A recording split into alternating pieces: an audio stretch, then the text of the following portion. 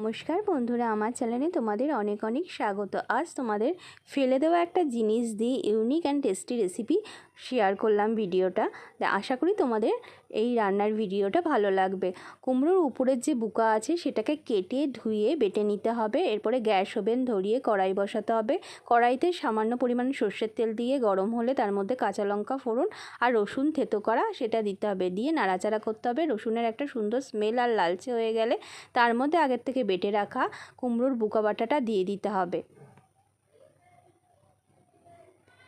এরপরে স্বাদ অনুসারে লবণ দিতে হবে।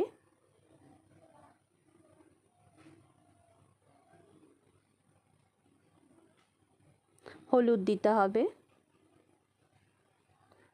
আর চিনি দিতে হবে। দিয়ে এরপরে নাড়াচাড়া করতে হবে যতক্ষণ না জলটা শুকিয়ে যায়।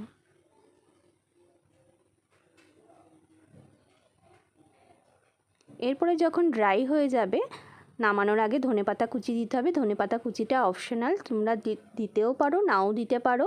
ধনেপাতা কুচিটা দিলে টেস্টি হয়। এরপরে নাড়াচাড়া কিছুক্ষণ করেই গরম ভাতের সাথে তোমরা একবার এই কুমড়োর ভর্তাটা খেয়ে দেখো। আশা করি তোমাদের ভালো লাগবে। আর যদি আমার এই ভিডিওটা ভালো লেগে থাকে তাহলে আমার চ্যানেলটাকে সাবস্ক্রাইব করো, লাইক অ্যান্ড শেয়ার করো। তোমরা সুস্থ থেকো, ভালো থেকো। আমার ভিডিওটা দেখার জন্য অসংখ্য ধন্যবাদ। টাটা।